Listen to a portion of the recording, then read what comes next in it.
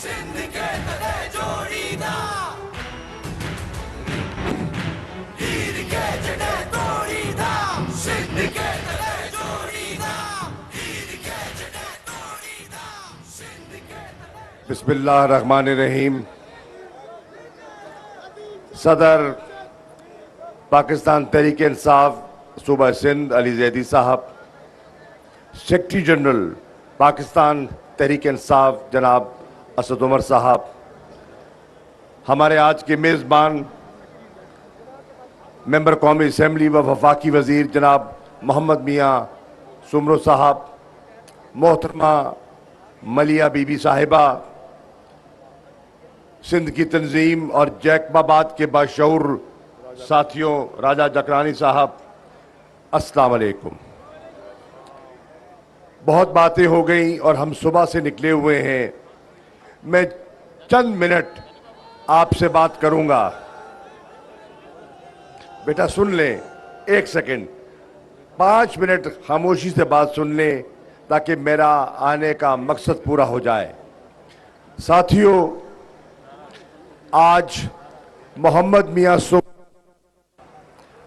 ये रोना रो रहे थे कि जैकबाबाद के साथ नाइंसाफी हो रही है, महरूम इलाका है, पसमानदा इलाका है, हेपेटाइटिस के शिकार लोग हैं और इनको इनका हक नहीं मिला। दुरुस्त कह रहे थे, दुरुस्त कह रहे थे। सवाल ये है, इसका हिसाब किसने देना है?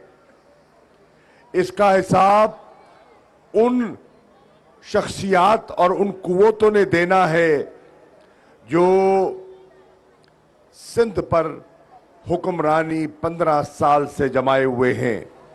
आज वो पाकिस्तान के हकूक की लड़ाई लड़ने का इरादा उसका इजहार कर रहे हैं और पाकिस्तान और पंजाब और इस्लामाबाद जाने से पहले सिंध के लोग कह रहे हैं,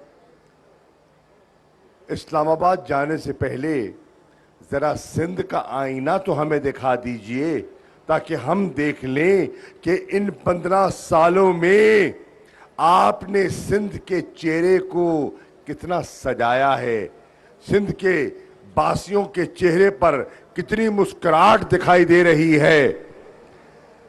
मेरे सिंध के बाशऊर सिंधियों, आप सियासी बसीरत रखने वाले लोग हैं। चाहे अयूब खान का दौर था, चाहे ज़िया-उल हक का दौर आया, सिंध के लोगों ने कभी हौसले पस्त नहीं किए, बड़ी जवामर्दी से मुकाबला किया, अपनी मंजिल की तरफ बढ़ते चले गए। लेकिन अफसोस, जिन्होंने यहां सिंध के लोगों के लिए कुर्बानियां दी और उम्मीद का दिया जलाया, आज कहते हैं ना, इस घर को आग लग गई घर के चिराग से। आज अगर सिंध अंधेरे में डूबा हुआ है तो उसकी जिम्मेदार सिंध की मौजूदा कयादत है, जिसने पिछले 15 साल से सिंध को इतना बेदर्द अंदाज में लूटा है। सिंध के हकूक की आवाज हम बुलंद न करते, अगर हमें सिंध के बासी मुतमईन दिखाई देते, अगर सिंध के लोग खुशहाल दिखाई देते, तो सिंध के हकूक की तहरीक की जरूरत न थी। लेकिन आज हमने महसूस किया, जैसे 2013 में खैबर पख्तूनख्वा के लोगों ने महसूस किया कि हम बिखर गए, हम उजड़ गए, और उन्होंने उम्मीद बांधी किससे? इमरान खान से, क्योंकि उसने एक असूली मौक़िफ़ अपनाया अफगानिस्तान की जंग पर, ड्रोन्स के हमलों पर, और खैबर पख्तूनख्वा की आवाम ने उसका साथ दिया और अनहोनी को होनी कर दिखाया। और जो बड़ी बड़ी खैबर पख्तूनख्वा की सियासी कुव्वतें थी, आज वो सुकड़ कर चंद इलाकों तक महदूद हो गए हैं। उसके बाद कोई सोच नहीं सकता था कि इमरान खान को नून के मुकाबले में पंजाब में पजीराई मिलेगी। लेकिन मेरे दोस्तों, 13 के बाद 18 में न खैबर पख्तूनख्वा की आवाम ने दोबारा एतमाद किया, बल्कि पंजाब की आवाम ने भी एतमाद किया इमरान खान पर।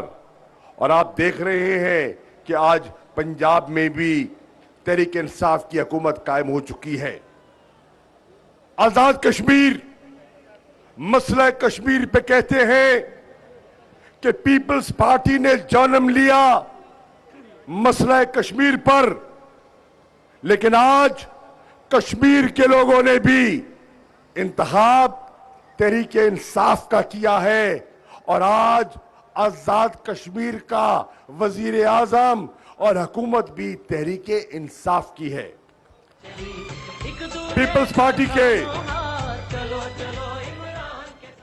पीपल्स पार्टी के बाशऊर कारकुनों और पीपल्स पार्टी में बाशऊर कारकुन मौजूद हैं। मैं उनसे सवाल करने आया हूं जैकबाबाद में, जिस बुनियाद पर पीपल्स पार्टी ने जन्म लिया, क्या आसिफ अली जरदारी ने अक़वाम मुत्तहिदा में या किसी फोरम पर मसला कश्मीर का जिक्र किया? इमरान खान ने अक़वाम मुत्तहिदा की जनरल असेंबली में कश्मीर का अलम उठाया कि नहीं उठाया? तो कश्मीर की बुनियाद पर सियासत चमकाने वाले आज कश्मीर का नाम लेने से कतराते हैं। गिलगित बल्तिस्तान की चट्टानें आज इस बात की गवाही दे रही हैं कि तहरीक इंसाफ का झंडा वहां लहरा रहा है। आज आप किसी गिलगित बल्तिस्तान की वादी में चले जाएं, जुल्फिकार अली भुट्टो के बाद अगर कोई नाम वहां मुतारिफ है तो पता है किसका नाम है? वो नाम है इमरान खान का। क्योंकि वो लोग आज उम्मीद लगाए बैठे हैं इमरान खान से। मैं देखता हूं सिंध के लोगों, मायूस ना हो। एक जमाने में खैबर पख्तूनख्वा के लोग भी सहमे हुए थे, खौफ में मुब्तला थे, डरे हुए थे, लेकिन बेबाक हुए और खैबर पख्तूनख्वा में आज तहरीक इंसाफ का झंडा लहरा रहा है। एक जमाने में जब इमरान खान पंजाब के मुख्तलिफ सियासी खानदानों से रुजू करते थे तो कोई बड़ा नाम तहरीक इंसाफ में शामिल होने से कतराता था। बुलाते थे, बिठाते थे, चाय पिलाते थे, शमूलियत अख्तियार नहीं करते थे। लेकिन आज अल्लाह के फजलो करम से पंजाब में तहरीक इंसाफ की हुकूमत है। इसी तरह मैं आज जैकबाबाद के इस उजड़े हुए शहर को ये नवीद सुनाने आया हूं कि जैकबाबाद के नौजवानों, बेदार हो जाओ, बेदार हो जाओ। इंशाअल्लाह मेरा ये सियासी तजर्बा कहता है और 36 साल 38 साल मैंने सियासी मैदानों में अपना वक्त गुजारा।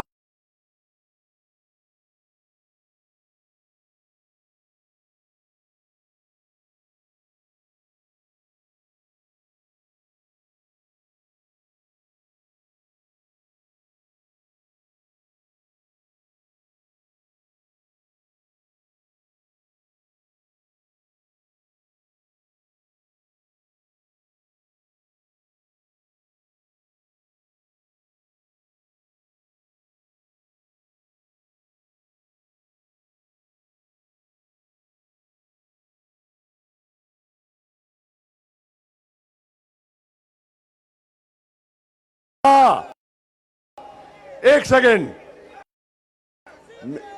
बेटा, एक सुन लो मेरी बात। क्या कोई सोच सकता था कि अल्ताफ हुसैन को कराची में खड़े होकर कोई ललकारेगा? कोई जुर्रत नहीं करता था। इमरान खान ने अल्ताफ हुसैन को ललकारा और आज अल्ताफ हुसैन का सियासी वजूद कराची में मिट गया है। इसी तरह अंदरूने सिंध और इंटीरियर जो सियासी शऊर और बसीरत रखने वाला इलाका है, मैं उम्मीद करता हूं कि सिंध के दूर अफ्तादा इलाके इंशाअल्लाह एक नया फैसला करने वाले हैं, एक नए अज़्म का, एक नए इरादे की कमर बांध चुके हैं। और वो है कि इंशाअल्लाह सिंध में हम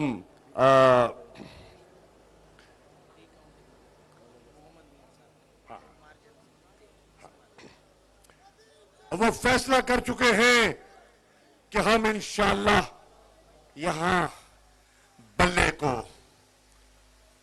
जिताएंगे। जैकबाबाद वालों, मैं अपनी मिसाल आपके सामने रखने आया हूं। 2013 में मैं बल्ले को थामकर थर पार करके रेगिस्तान में गया।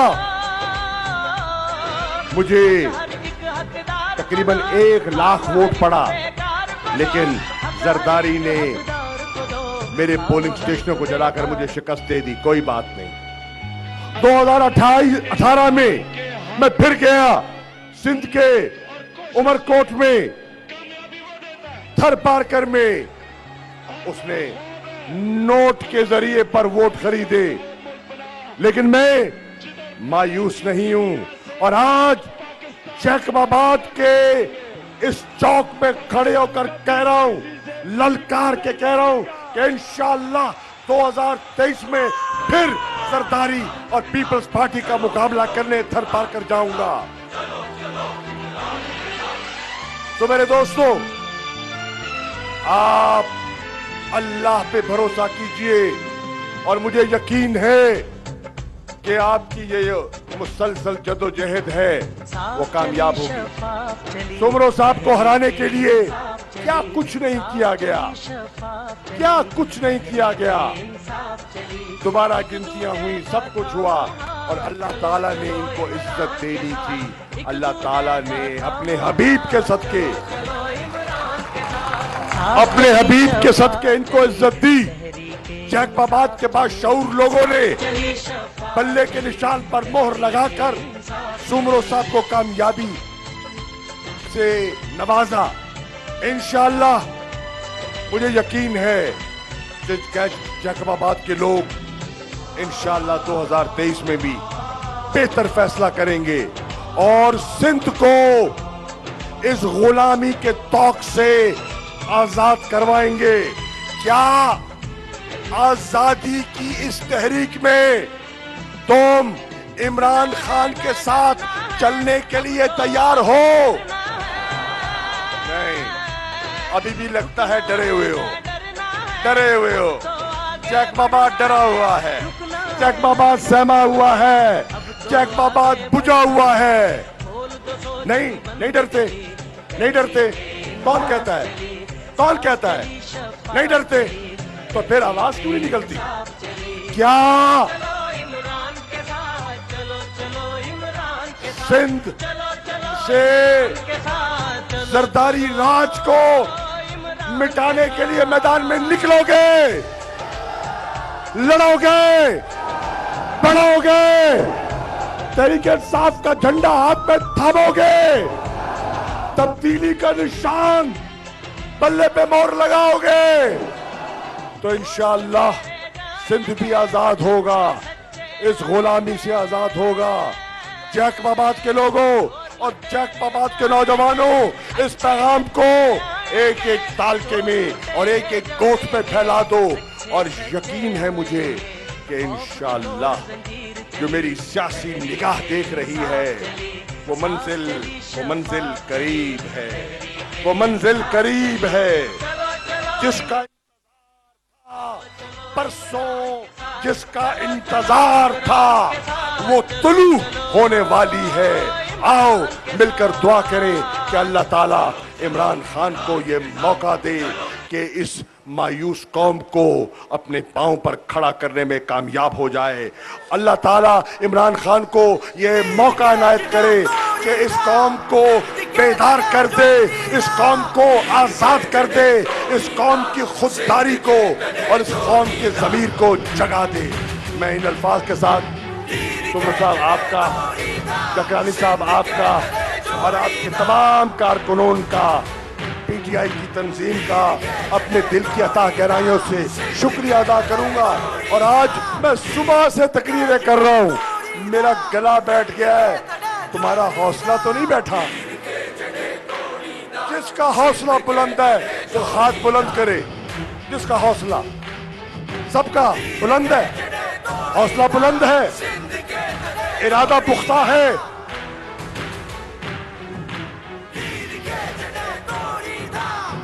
अब मैंने 3 नारे लगाने हैं, सिर्फ जो हौसले वाला है, जिसमें दम और हम है, वो मेरी आंख में आंख डाल के देखे, और जो घबराया हुआ है वो मुंह उस तरफ कर ले। फेर लो मुंह, फेर लो, फेर लो, फेर लो, फेर लो। कोई नहीं फेरने वाला, मुंह नहीं फेरोगे, नहीं फेरोगे, आंख मिलाओगे, आंख मिलाओगे, साथ चलोगे, आगे बढ़ोगे, मुकाबला करोगे, तो फिर नारा लगाओ, नारे तकबीर, नारे रिसालत, नारे हैदरी, पाकिस्तान, तहरीक इंसाफ, इमरान खान और जैकबाबाद की गयूर अवाम। शुक्रिया। वज़ीर ख़ारिजा शाह महमूद कुरैशी जैकबाबाद में सिंध हुकूक मार्च के शुरका से खिताब कर रहे थे। उन्होंने कहा कि सिंध के अवाम को बुनियादी हुकूक से महरूम रखा जा रहा है। उनका ये भी कहना था कि सिंध हुकूमत की करप्शन की वजह से ये सूबा अंधेरे में डूबा हुआ है। नाज़रीन, ये थी PTV ताज़ा तरीन।